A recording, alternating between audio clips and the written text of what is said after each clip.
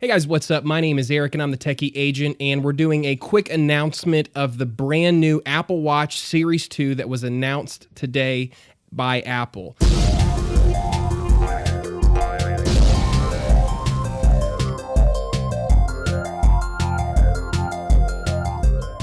So wanted to give you guys a quick overview of what we know so far. There's still a lot of things that we don't know. So let's go ahead and dive right in. This is what we know so far of the Apple Watch Series 2. And that is, it will be available for pre-order September 9th. And then it will be available for purchase September 16th. And deliveries will probably start arriving right around that date as well.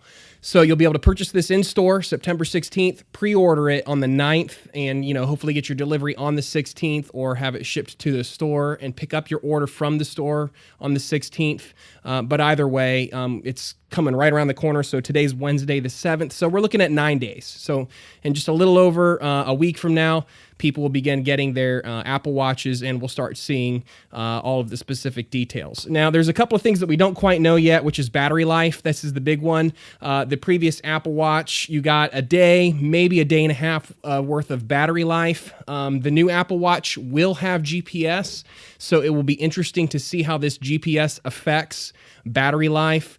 I'm imagining that with GPS on board, using GPS is going to tap out that battery very, very quickly, if I had to guess. I'm imagining we're still probably looking at about the same kind of battery life, because Apple didn't highlight that, right? If Apple had any improvement on battery life, they would have let us know, and they didn't. So we're probably looking at the same or maybe even worse battery life now that it has GPS on board. Now, of course, this will also have a built-in heart rate sensor like the previous generation Apple Watch. Now, the previous generation Apple Watch, a lot of people found it to be very water-friendly. I took mine swimming multiple times without any issues, but this new Apple Watch Series 2 will officially be water-resistant up to 50 meters. Now, the new Series 2 will be getting a second-generation chip as well as a dual-core processor. So it's going to be faster. You're going to have faster processing.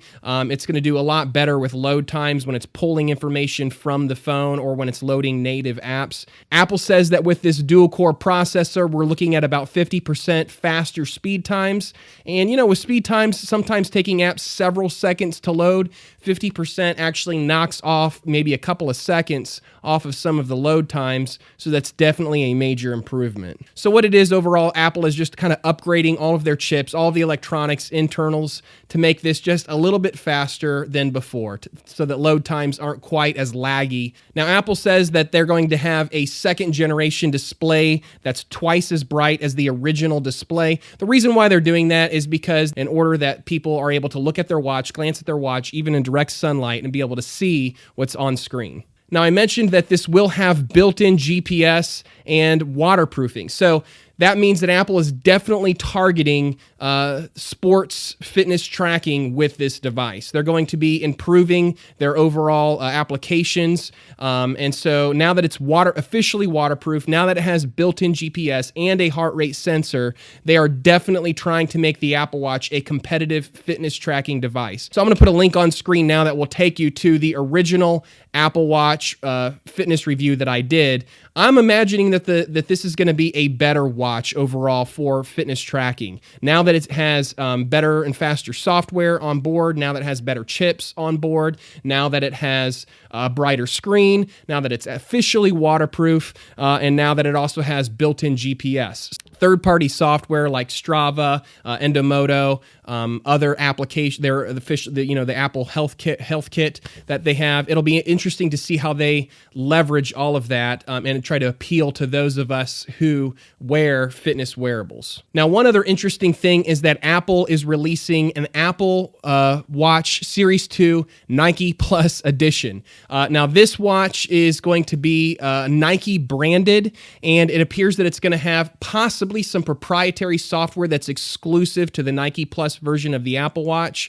However, there is obviously a Nike Plus application that you can put on the original Apple Watch. So there isn't some clarity yet on whether or not there's going to be a different application or whether it's just going to be the same app, whether the Nike version of the watch is just branding and maybe some custom watch faces, or what exactly you get with the Nike watch. They weren't explicitly clear on that. So as it remains right now, it looks like the Nike watch is probably just going to be Nike branding with some Nike screens, some custom Nike screens, and the software is going to be available to anyone, whether you have the Nike Plus watch or whether you have, just the regular Apple Watch or Apple Watch Series 2.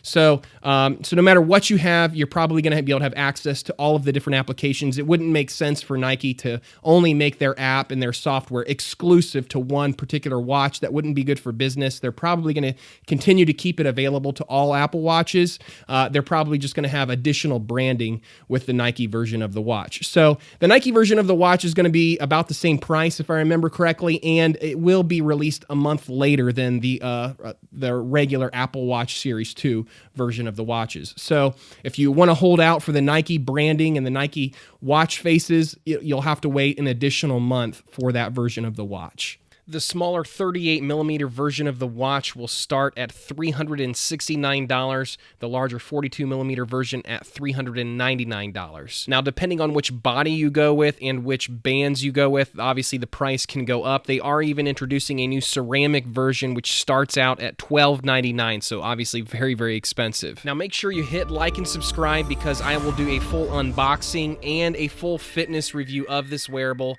here in the next couple of weeks. Thanks for watching. My name is Eric. I'm the Techy Agent. We'll catch you next time.